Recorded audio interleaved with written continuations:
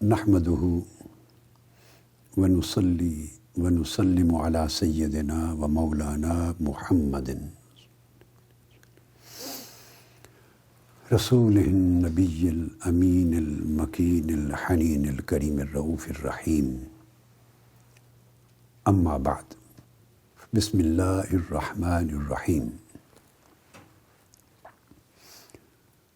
باب علامات الحب في الله، لقوله إن كنتم تحبون الله فاتبعوني يحببكم الله. روى الإمام البخاري قال حدثنا بشر بن خالد حدثنا محمد بن جعفر عن شعبة عن سليمان عن أبي وائل عن عبد الله عن النبي صلى الله عليه وآله وسلم أنه قال المرء مع من أحبه. وروى عن أبي وائل أيضا قال قال عبد الله بن مسعود رضي الله تعالى عنه جاء رجل إلى رسول الله صلى الله عليه وآله وسلم فقال يا رسول الله كيف تقول في رجل أحب قوما ولم يلحق بهم؟ فقال رسول الله صلى الله عليه وآله وسلم المرء مع من أحبه، اور كما قال صلی اللہ علیہ وسلم. معزز سامعین و ناظرین، محترم علماء و اساتذہ اور طلباء و طالبات اور جملہ خواتین و حضرات، اللہ رب العزت کی توفیق سے آج بھی ہم صحیح البخاری کی ممکنہ حد تک کئی کتب اور ابواب کو انشاءاللہ تعالی زیر مطالعہ لائیں گے، مگر آج کی نشست کی ابتدا کر رہا ہوں پچھلی نشست کے مضمون سے جوڑتے ہوئے کتاب الادب اور البر والصلہ میں سے دو احادیث نبوی کے بیان سے. امام بخاری نے کتاب الادب میں باب نمبر 96 قائم کیا ہے، 96، اور اس کا عنوان بنایا ہے اللہ کے لیے محبت کرنے کی علامات. اگر کوئی شخص کسی دوسرے شخص سے اللہ کے لیے محبت کرے تو اس کی علامت کیا ہے، پہچان کیا ہے، یہ عنوان قائم کیا ہے. اور ترجمۃ الباب میں سورہ آل عمران کی آیت نمبر 31 اس سے استدلال فرمایا ہے، اور ارشاد فرمایا اللہ رب العزت نے کہ اگر تم اللہ سے محبت کرتے ہو یا محبت کرنا چاہتے ہو اور اللہ سے محبت کی راہ پانا چاہتے ہو تو فاتبعونی، اللہ سے محبت کرنے کے لیے میری اتباع کرو، یعنی حضور نبی اکرم صلی اللہ علیہ وآلہ وسلم کی متابعت اختیار کرو. یحببکم اللہ، اس سے اللہ رب العزت تمہیں اپنا محبوب بنا لے گا. اب اس آیہ کریمہ کا ذکر کر کے تو ایک تو اس امر کی طرف اشارہ کیا ہے کہ اگر کوئی شخص اللہ رب العزت کی محبت چاہتا ہے، اس سے محبت کرتا ہے، تو اس کے لیے لازم ہے کہ وہ حضور نبی اکرم صلی اللہ تعالیٰ علیہ وآلہ وسلم کی متابعت اختیار کرے. چونکہ حضور علیہ الصلوۃ والسلام کی متابعت ہی اللہ کی محبت کی راہ دکھاتی ہے اور اللہ کی محبت تک پہنچاتی.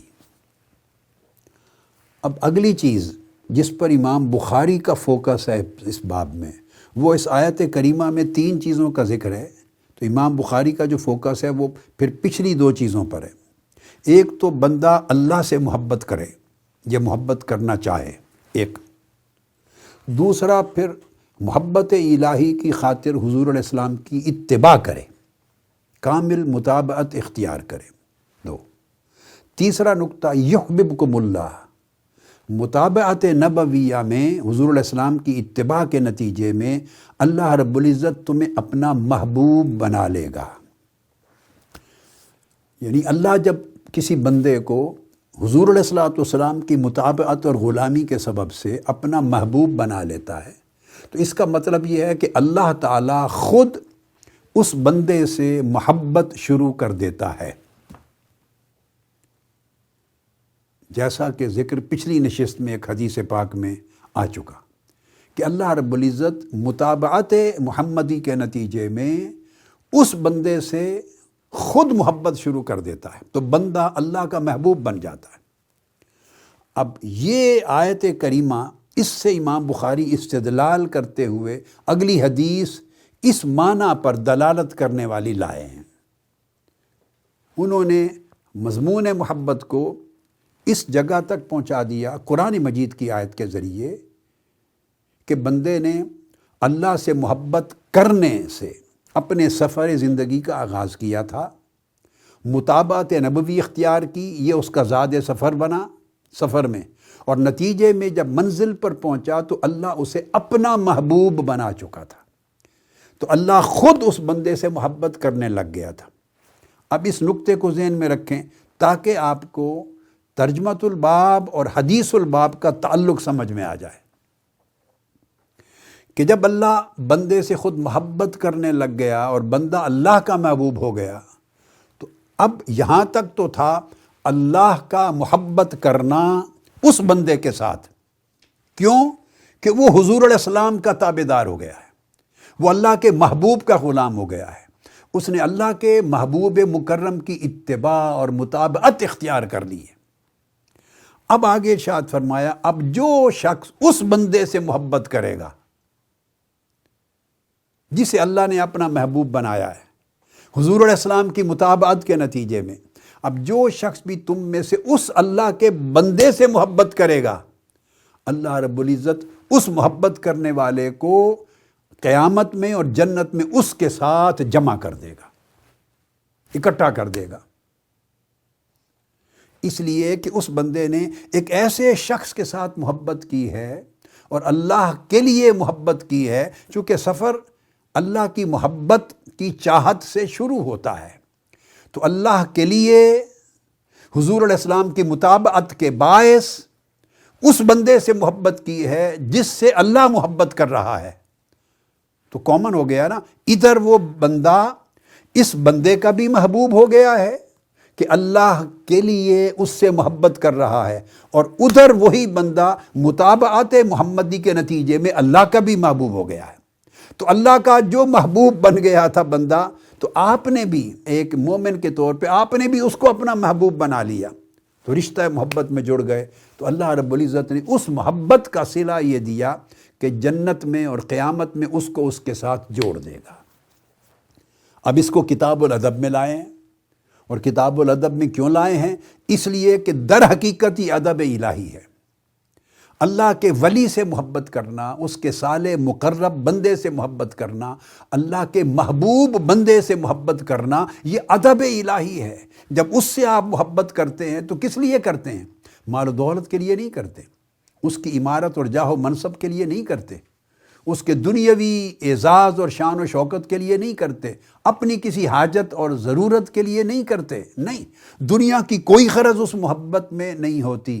آپ اس سے کیوں محبت کر رہے ہیں؟ کہ اللہ کا محبوب بندہ ہے، اللہ کا مقرب بندہ ہے، اور اللہ کا چونکہ مقرب و محبوب بندہ ہے، تو میں جب اس سے محبت کروں گا تو اس سے محبت کرنے سے اللہ کی محبت نصیب ہو جائے گی، اور میں اللہ کے قریب ہو جاؤں گا، اور شاید اللہ مجھے بھی اپنے محبوبوں میں شامل کر لے، یا مجھے محب بنا لے اپنا، یا اپنا محبوب بنا لے۔ تو دونوں طرح سے اللہ کی محبت کا عطیہ اس بندے کے ذریعے سے نصیب ہوگا جو اللہ کا محبوب ہو گیا۔ یہ اللہ کا ادب ہے. آپ نے غور سے دیکھا. اب یہ چونکہ اس کے اندر محبت الہی کا ادب ہے، اس لیے امام بخاری اس حدیث کو یہاں لائیں اور اس کو فرمایا کہ جو اللہ کے لیے محبت کرتا ہے اس کی علامت یہ ہے کہ پھر وہ اللہ کے محبوب سے محبت کرتا ہے. اللہ تعالیٰ ان محبتوں کو پھوڑتا نہیں ہے کہ مجھ سے محبت الگ ہے، میرے محبوب بندوں سے محبت الگ ہے، اور میرے محبوب نبی مکرم سے محبت اور مطابقت الگ ہے. نہیں، ساری محبتوں کے سوتے اور دھارے ایک جگہ جمع ہو جاتے، یعنی محبت میں کہیں بھی غیریت نہیں رہتی، محبت وحدت پیدا کر دیتی. اب اس کے بعد اگلی حدیث جو میں نے پڑھ دی، اس میں عبداللہ ابن مسعود رضی اللہ تعالیٰ عنہ فرماتے ہیں کہ ایک شخص آیا حضور علیہ الصلوۃ والسلام کی بارگاہ میں اور اس نے آ کے عرض کیا، یا رسول اللہ، آپ اس شخص کے بارے میں کیا فرماتے ہیں جو کسی قوم سے، کسی طبقے سے، کچھ لوگوں سے محبت کرتا ہے؟ کیف تقول فی رجل، آپ کا کیا حکم ہے، کیا ارشاد فرماتے ہیں اس شخص کے بارے میں احب قوما، جو کچھ لوگوں سے محبت کرتا ہے، ولم یلحق بہم، مگر اپنے عمل میں اور اپنی مرتبے میں اور قدر و منزلت میں ان کے برابر نہیں، ان سے مل نہیں سکتا. ان کا رتبہ بلند ہے، ان کا عمل بلند ہے، ان کے مجاہدات بلند ہیں، ان کی متابعت بلند ہے، ان کا زہد ورع تقوی بلند ہے. کرتا ہے ان سے محبت اسی وجہ سے کہ انہوں نے اللہ کے لیے زہد اختیار کر لیا، وہ اللہ کی محبت میں فنا ہو گئے، وہ آقا علیہ السلام کی متابعت میں فنا ہو گئے، انہوں نے اللہ کی محبت کو ہر شے پہ ترجیح دے دی، ہر چیز اللہ کے لیے اپنی نیت، اپنا عمل، زندگی، ترجیحات خالص کر لی، اللہ کے ہو گئے. سو اللہ ان کا ہو گیا. اب ان سے محبت کرتا ہے اللہ کے لیے، مگر ان کے تقوی میں، عمل میں، زہد میں، ورع میں، عبادات میں، طاعات میں ان کے برابر نہیں، ان جیسا عمل اور ان جیسا مرتبہ نہیں پا سکتا. تو ایسے شخص کے بارے میں کیا حکم ہے؟ آقا علیہ السلام نے فرمایا، یہ حدیث امام بخاری لائے ہیں. فقال رسول اللہ صلی اللہ علیہ وسلم المرء مع من احبہ. پوری بات آقا علیہ السلام نے سن لی. اب یہ نہیں ہے کہ کوئی اور کنسیپٹ تھا، وہ کہنے پوچھنے والا کچھ اور پوچھ رہا ہے اور معاذ اللہ آقا علیہ السلام کچھ اور سمجھ بیٹھے ہیں. ایسا نہیں ہے. پوری بات سن کر جواب دیا، میں نے سمجھ لی تمہاری بات.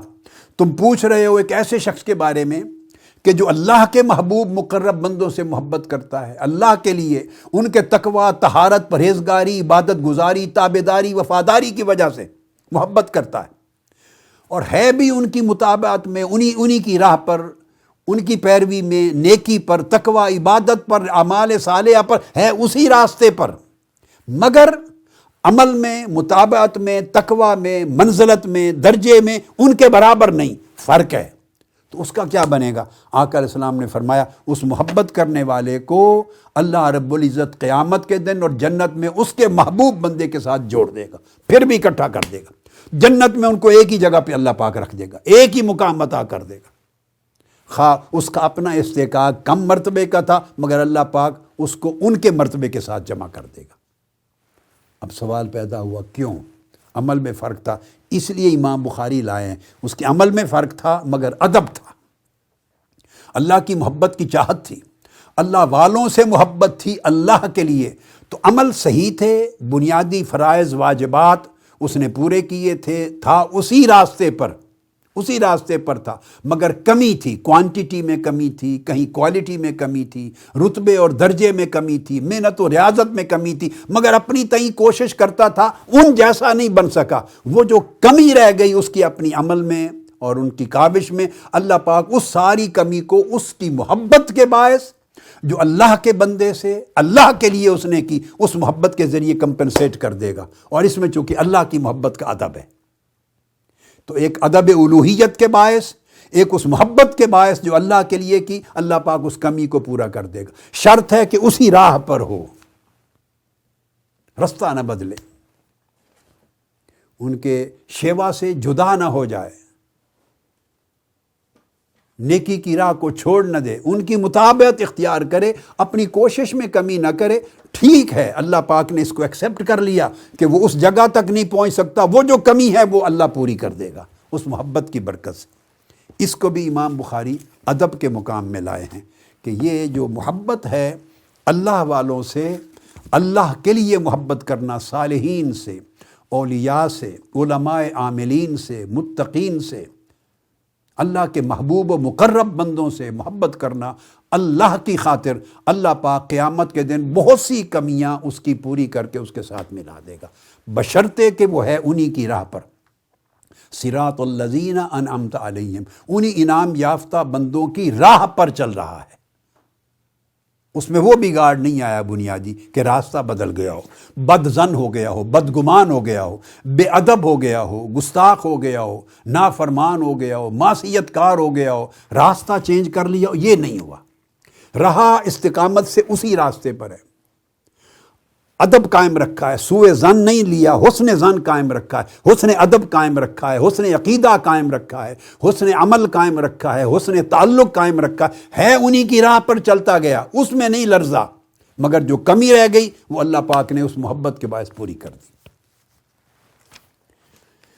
یہ ایک تسلسل بنا لیا پچھلی نشست کے ساتھ، اور یہ 2 حدیث رہ گئی تھیں تو میں نے چاہا کہ آج کی نشست یہاں سے شروع کر لیں۔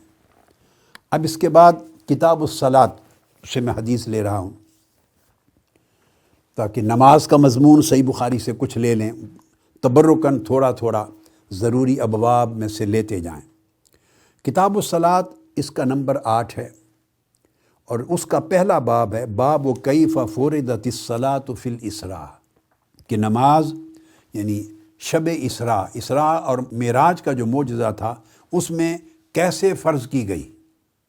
یہ پہلی حدیث ہے جو کتاب الصلاۃ کی امام بخاری لائے ہیں اور حضور علیہ السلام کے معراج کا ذکر کیا ہے۔ اچھا، دلچسپ بات یہ ہے کہ اس حدیث میں یہ کئی طرق سے، مختلف اسانید سے امام بخاری کئی مرتبہ صحیح بخاری میں روایت کرتے ہیں اس کے مضامین کو، تو یہاں ترجمۃ الباب عنوان اسراء کا قائم کیا ہے اور حدیث معراج کی بیان کی ہے، اس طرح دونوں کو جمع کر لیا ہے۔ عنوان میں اسراء کا رکھا، الاسراء، اسراء کا سفر مسجد حرام سے مسجد اقصیٰ تک ہے۔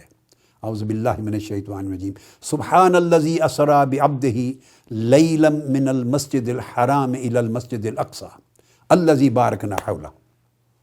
تو یہ جو مسجد حرام سے مسجد اقصیٰ تک اللہ رب العزت لے گئے، اور مسجد اقصیٰ سے آسمانوں کی طرف اور ورائے آسمان سفر کیا، تو پہلا سفر مکہ سے مسجد اقصیٰ تک یہ اسراء ہے، تو عنوان الاسراء کا لائے ہیں، اور دوسرا سفر مسجد اقصیٰ سے پھر آقا علیہ السلام آسمانوں پر، اور 7 آسمانوں کے بعد سدرۃ المنتہا اور ما وراء سدرۃ المنتہا لا مکان تک، قاب قوسین او ادنیٰ تک، یہ جو سارا سفر ہے یہ معراج ہے۔ تو عنوان اسراء کا لائے ہیں، اور مضمون چونکہ نماز معراج میں ملی ہے، اسراء میں نہیں، معراج میں، تو مضمون معراج کا لائے ہیں، تو اس طرح جمع کر دیے۔ اور نماز تمام عبادات میں سے ایک عبادت ہے، اور تمام فرائض و واجبات میں سے ایک واحد فریضہ ایسا ہے جو زمین پر فرض نہیں کیا گیا۔ جبرائیل امین کو بھیج کر جیسے باقی آیات اترتی تھیں اور احکام واجب ہوتے تھے، فرض ہوتے تھے آقا علیہ السلام کو، خواہ وہ مکہ میں اترے یا زیادہ تر مدینہ طیبہ میں اترے، تو زمین پر بذریعہ جبرائیل امین احکام، فرائض و واجبات بھیجے جاتے تھے۔ نماز مستثنیٰ ہے، نماز جبرائیل امین علیہ السلام کے ذریعے زمین پر نہیں بھیجا فریضہ نماز۔ نماز کا فریضہ اللہ رب العزت نے براہ راست بلا واسطہ جبرائیل امین آقا علیہ السلام کو عطا کیا ہے شب معراج۔ یہ اس کی عظیم فضیلت ہے، یہ ایک ایسا تحفہ ہے کہ خود دیا ہے، اس کے عطا کرنے میں جبرائیل امین کی وحی کو نہیں ذریعہ بنایا، براہ راست اپنے محبوب کو عطا کیا۔ اس لیے امام بخاری، میں نے آپ کو کہا کہ امام بخاری بڑے عاشق رسول ہیں، وہ احکام بیان کرتے ہیں، مسائل بیان کرتے ہیں، ہدایات بیان کرتے ہیں، مگر دیکھیے نا سب سے پہلی حدیث کون سی لا رہے ہیں کہ نماز کیسے فرض کی گئی اسراء اور معراج میں، اور آقا علیہ السلام کے معجزہ معراج کا ذکر کرتے ہیں۔ ورنہ یہ بھی کر سکتے تھے کہ صرف فرضیت نماز کی حدیث پہلے لے آتے، پھر آگے یہ تذکرہ آتا رہتا۔ خیر، یہ فرما کے تو آگے پھر حدیث اختصار کے ساتھ حضرت انس بن مالک رضی اللہ تعالیٰ عنہ سے مروی ہے، اور وہ بیان کرتے ہیں کہ حضرت ابو ذر غفاری رضی اللہ تعالیٰ عنہ اس طرح انہوں نے بیان فرمایا۔ کہ آقا علیہ السلام نے فرمایا کہ میں سویا ہوا تھا اور اوپر کمرے کی چھت کھلی، اس میں سے جبرائیل امین نیچے اترے، دروازے سے نہیں آئے۔ مضمون معراج بیان کرنا اس نشست میں مقصود نہیں، چونکہ ایک صلاۃ کا بیان کر رہا ہوں، فرضیت نماز، تو اس کے پس منظر میں آ گیا۔ تو پھر لے کے فرماتے ہیں فَعَرَجَ بِي إِلَى السَّمَاءِ الدُّنْيَا، پھر وہ الٹیمیٹلی آقا علیہ السلام کو لے کے آسمان دنیا پر گئے۔ پھر آگے چل کے باقی آسمانوں کا ذکر کرتے ہیں اور تذکرہ فرماتے ہیں فَلَمَّا فَاتَحَ عَلَوْنَا السَّمَاءَ الدُّنْيَا، پھر رفتہ رفتہ آسمانوں کے دروازے کھلتے گئے۔ خازن جو بواب تھا اس کو جبرائیل امین بتاتے گئے کہ میں حضور محمد مصطفیٰ صلی اللہ علیہ وسلم کو اللہ کے امر پر ساتھ لایا ہوں۔ کھلتے کھلتے ساتوں آسمان آپ نے سفر طے کر لیا۔ پھر آگے ذکر آتا ہے کہ اس میں آسمانوں میں حضرت آدم علیہ السلام سے ملے، ادریس علیہ السلام سے ملے، موسیٰ علیہ السلام سے، عیسیٰ علیہ السلام سے، ابراہیم علیہ السلام سے، اور دیگر احادیث میں دیگر اور انبیاء علیہ السلام کا بھی ذکر آتا ہے، ان کی ملاقات کا ذکر ہے۔ جب تمام سفر طے ہو گئے سماوی کائنات کے، تو اس کے بعد پھر آگے ذکر کیا ثم عرج بی حتی ظہرت لمستون اسمع فی صریف الاقلام، پھر میں اوپر چلا گیا، سدرۃ المنتہا سے آگے، اور اس جگہ تک جا پہنچا جہاں لوح محفوظ پر جب قلم چلتے ہیں تو ان قلموں کے اقلام کے چلنے کی آواز آتی تھی، یا احکام الہیہ اور وحی امر الہیہ کو جب وہ اترتے ہیں تو ملائکہ جب قلم سے لکھتے ہیں تو ان کے قلم چلنے کی آواز آتی تھی۔ تو ہم دونوں معنی ہیں، تو میں اس مقام تک پہنچا جہاں قلم کے چلنے کی آواز آتی، اور پھر اس سے آگے گئے۔ آگے تذکرہ آتا ہے کہ پھر ففرض اللہ علی امتی 50 صلاۃ، اس پر اللہ رب العزت نے میرے اوپر میری امت کے لیے 50 نمازیں فرض کر دیں۔ اب یہ جو مقام ہے، چونکہ کئی مقامات پر امام بخاری یہ حدیث لائے ہیں، اس کا ایک جملہ اس پہ ایڈ کرتے ہوئے یہاں میں کتاب التوحید سے لے رہا ہوں ایک اور حدیث، صحیح بخاری کی کتاب التوحید، اور باب ہے کلم اللہ موسیٰ تکلیمہ، یہ باب ہے۔ یہاں جب فرمایا کہ جہاں قلموں کے چلنے کی آواز آئی وہاں تک پہنچا، اس کے آگے فرماتے حتیٰ جاء سدرۃ المنتہا، سدرۃ المنتہا پہ جا پہنچے۔ پھر اس سے آگے گئے تو امام بخاری روایت لائے ہیں جو میں نے ذکر کر دیا آپ کو، وَدَنَا الْجَبَّارُ رَبُّ الْعِزَّةِ فَتَدَلَّى حَتَّى كَانَ مِنْهُ قَابَ قَوْسَيْنِ أَوْ أَدْنَىٰ۔ پھر جب آگے گئے یہاں اللہ رب العزت کی ملاقات کا ذکر امام بخاری رائے کہ پھر اللہ رب العزت نے اپنی شان کے لائق وہ میرے قریب آیا۔ اللہ رب العزت اپنی شان اور اپنی قدرت اور اپنی عظمت کے لائق جو اس کی شان ہے، فدنا میرے قریب آیا، فتدلّا پھر میں اور قریب ہوا، حتیٰ کان منہ قاب قوسین او ادنیٰ، یہ قرآن مجید کی آیت ہے سورہ النجم کی، اس کا اشارہ کیا، حتیٰ کہ میرا قرب اللہ سے یا اللہ کا قرب میرے سے میرے ساتھ آپ کی سمجھنے کے لیے اس طرح ہو گیا جیسے 2 کمانوں کا فاصلہ رہ گیا ہو یا اس سے بھی کم۔ یہاں تک ذکر کر دیا امام بخاری نے اس حدیث پاک میں، فَأَوْحَى اللَّهُ فِي مَا أَوْحَى إِلَيْهِ، اس مقام پر اللہ نے حضور علیہ السلام سے کلام کیا۔ اب یہاں جبرائیل امین پیچھے رہ گئے تھے، سدرۃ المنتہا پیچھے رہ گئی تھی، عالم مکان پیچھے رہ گیا تھا، یہ عالم لا مکان میں کون سی جگہ تھی، کس مقام پر فتدلّا، کس مقام پر اللہ نے نزول فرمایا اور کس جگہ تک فرمایا اور کتنی قربت عطا فرمائی، اور آقا علیہ السلام کو کتنی قربت نصیب ہوئی کہ 2 کمانوں کا فیصلہ رہ گیا، یہ ساری چیز کیفیات سے باورا ہے، نہ اس کا تصور کوئی کر سکتا ہے نہ اس کی کیفیت کو بیان کر سکتا ہے، یہ اس سے ماورا ہے، یعنی قرب کی انتہا ہو گئی اور کوئی ذریعہ اور واسطہ درمیان میں نہ رہا۔ وہاں اللہ رب العزت نے حضور علیہ السلام پر وحی فرمائی، اور قرآن مجید میں بھی ہے فَأَوْحَى إِلَىٰ عَبْدِهِ مَا أَوْحَىٰ ثُمَّ دَنَا فَتَدَلَّىٰ فَكَانَ قَابَ قَوْسَيْنِ أَوْ أَدْنَىٰ، سورہ النجم کی آیات کا اشارہ اس حدیث پاک میں آ گیا۔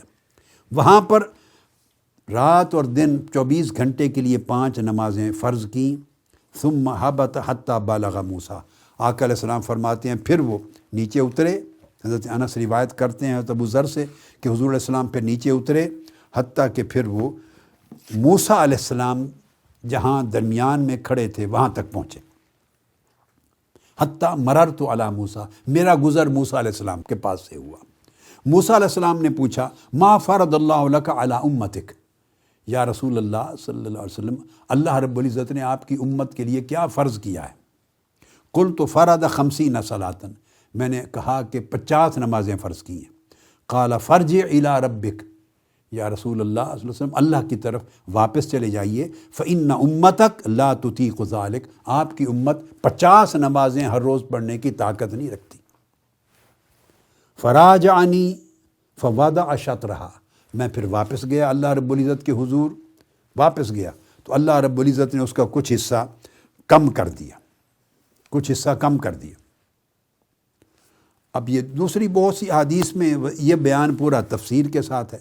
اب جو حدیث میں نے آپ کو کوٹ کی، اس میں جب موسیٰ علیہ السلام یہ کہہ چکے، دلچسپ ایک خوبصورت ایمان افروز بات، جب کہہ چکے آپ واپس تشریف لے جائیے، فرج فلیخفف عنک ربک وعنہم، تخفیف مانگیے، کمی کروا لائیے امت کے لیے۔ فالتفت النبی صلی اللہ علیہ وسلم الی جبریل، چونکہ جبرائیل امین پھر ساتھ لائے تھے نا آقا علیہ السلام کے ساتھ، ہم رکابت سفر پہ ساتھ لائے تھے۔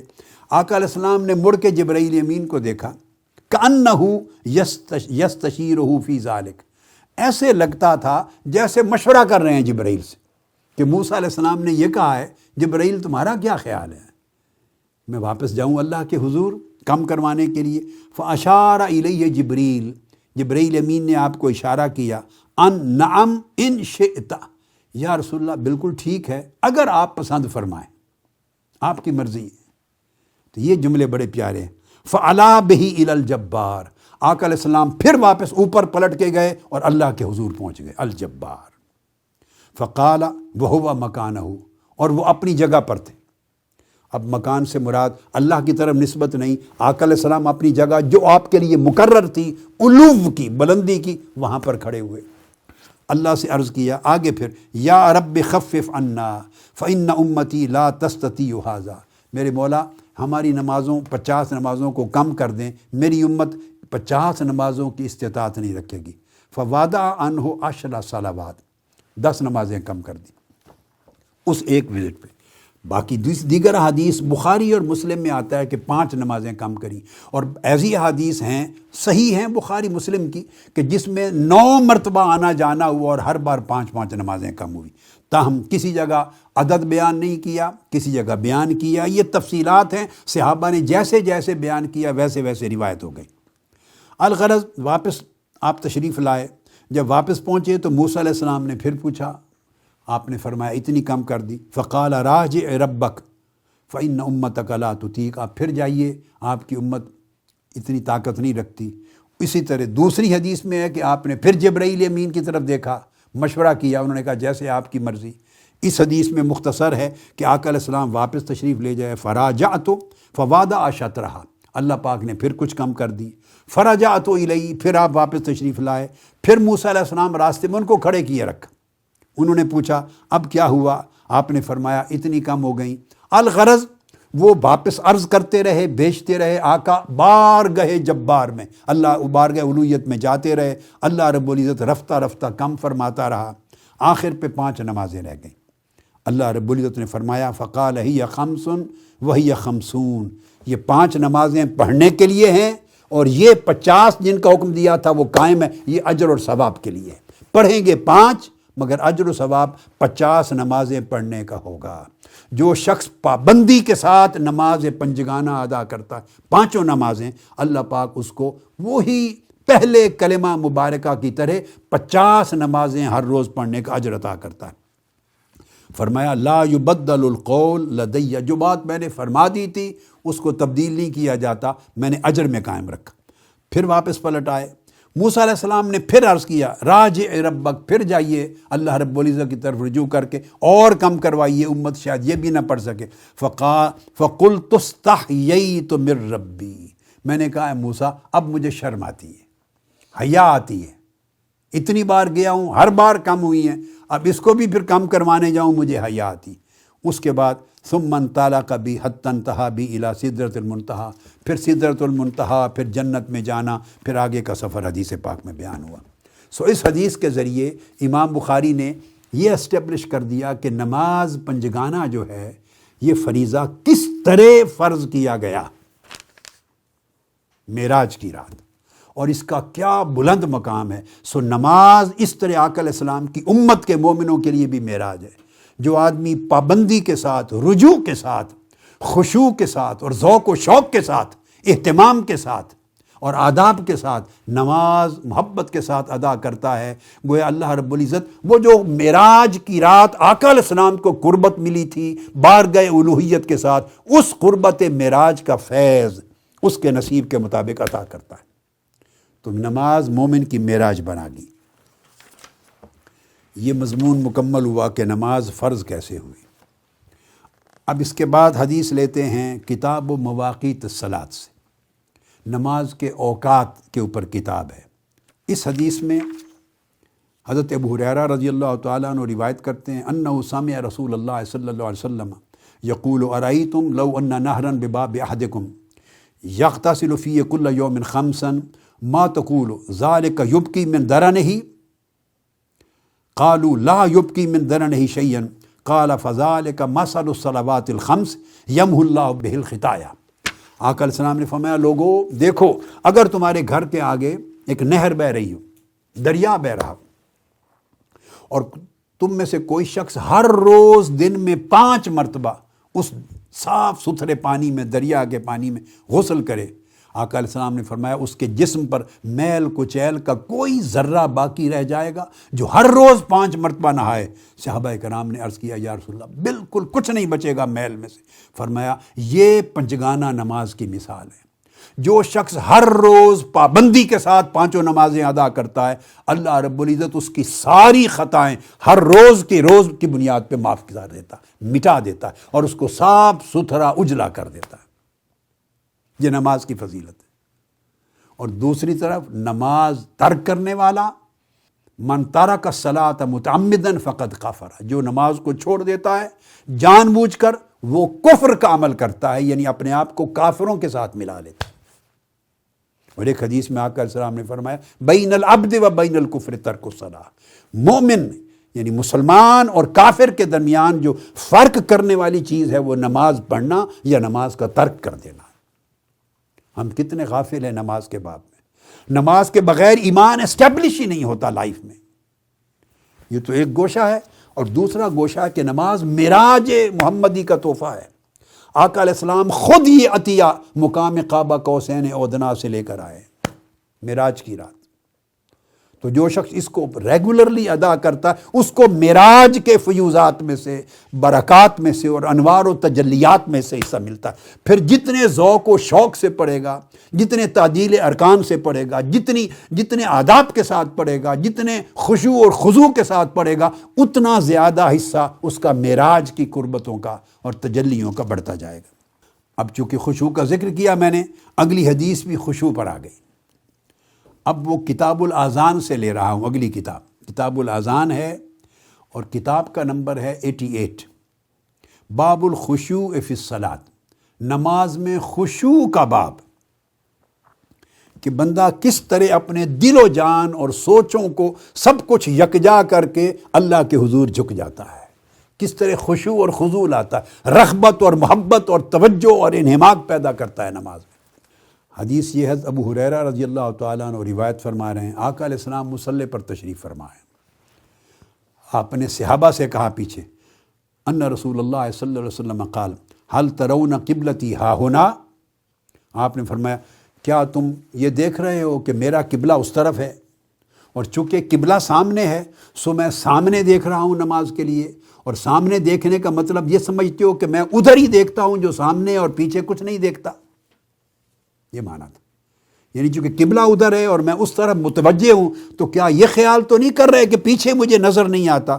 فرمایا واللہ ما یخفى علی رکوعکم ولا خشوعکم وانی لاراکم وراء ظہری، اللہ کی قسم نہ تمہارے رکوع جب میں قبلہ رخ کھڑا ہوتا ہوں، نماز پڑھ رہا ہوتا ہوں، نماز پڑھا رہا ہوتا ہوں اور چہرہ انہماک کے ساتھ میرا قبلہ رخ ہوتا ہے، تم پیچھے ہوتے ہو، اللہ کی عزت کی قسم تمہارے رکوع بھی مجھ سے پوشیدہ نہیں ہوتے اور تمہارے دلوں کی اور اندر کی جو خشوع کی حالت ہے وہ بھی پوشیدہ نہیں ہوتی۔ میں تمہارے رکوع بھی دیکھتا ہوں اور قلب اور باطن میں تمہارے خشوع چھپی ہوئی حالت بھی دیکھتا ہوں۔ اللہ نے سارے پردے مجھ سے اٹھا دیے ہیں۔ وَإِنِّي لَأَرَاكُمْ وَرَاءَ ظَهْرِي، جیسے میں آگے دیکھتا ہوں ایسے میں پیچھے بھی دیکھتا ہوں۔ جیسے آگے دیکھتا ہوں ویسے پیچھے بھی دیکھتا ہوں۔ اب اس سے یہ پتہ چلا کہ جو مواجہ ہے آقا علیہ الصلوۃ والسلام کا ایک سمت دیکھنا، اس کا معنی یہ نہیں ہمارے مواجہ کی طرح کہ باقی سمتوں میں نظر نہیں آئے۔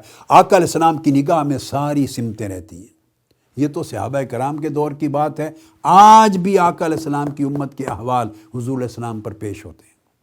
آپ ملاحظہ فرماتے ہیں ہماری کیفیتیں ظاہر اور باطن کی آقا علیہ السلام پر آج بھی پیش ہوتی ہیں، اور آپ مشاہدہ فرماتے ہیں۔ یہ معنی ہے کہ حضور اپنی امت پر شہید ہیں، مشاہدہ فرمانے والے ہیں۔ یہ حدیث ہم نے لے لی کتاب الاذان سے۔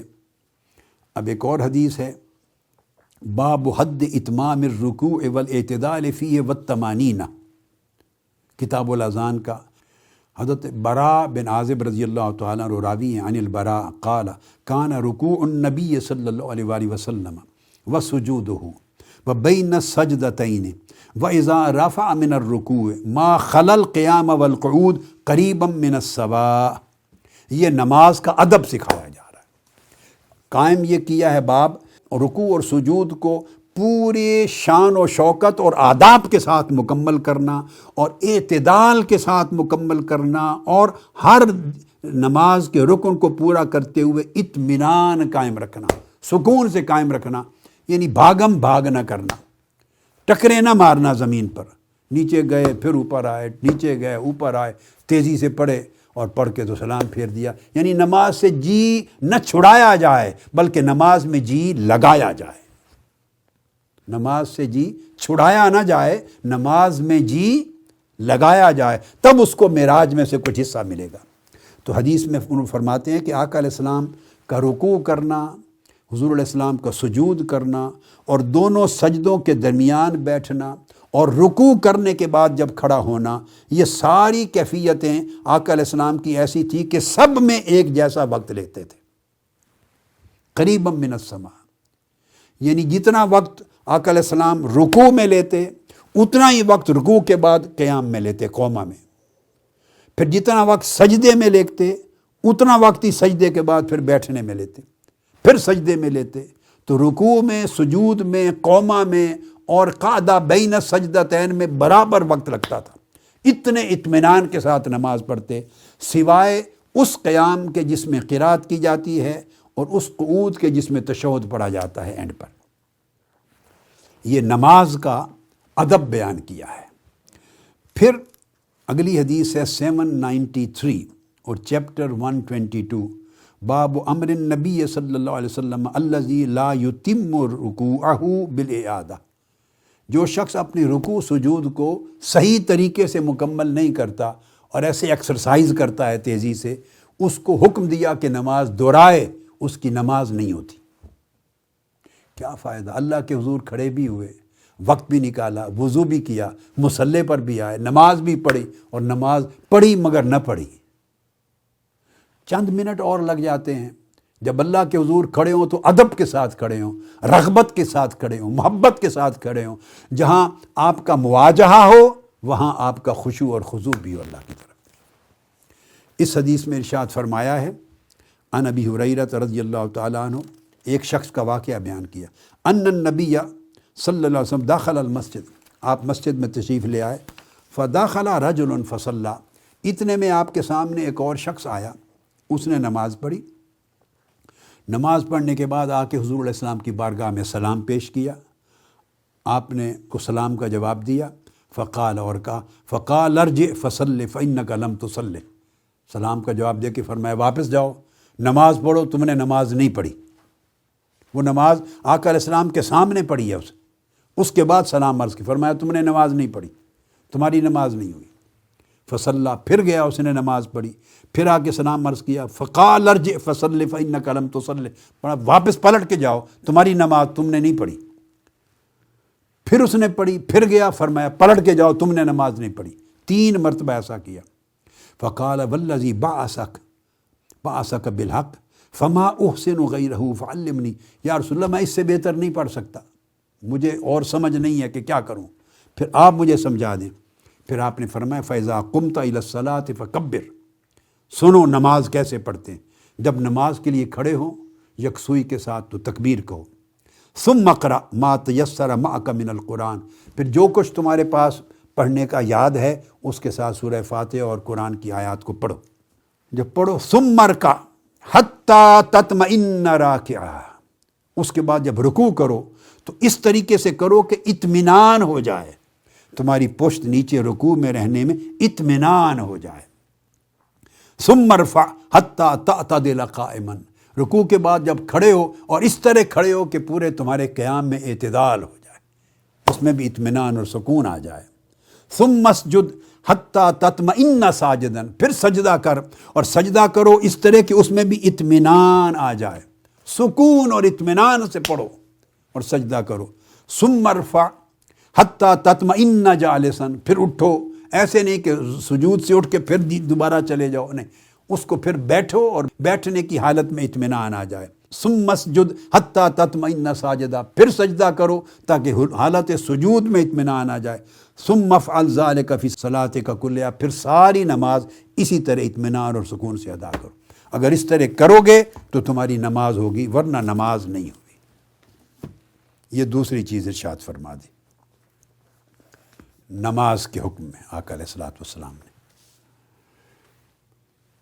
اب اس کے بعد ہم انشاءاللہ تعالی اگلے موضوع کو اگلی نشست میں کرتے ہیں۔ والسلام علیکم ورحمۃ اللہ وبرکاتہ۔ سب سے پہلے نئی ویڈیوز کو حاصل کرنے کے لیے شیخ الاسلام ڈاکٹر محمد طاہر القادری کے آفیشیل یوٹیوب چینل کو سبسکرائب کریں اور بیل آئیکن کلک کریں۔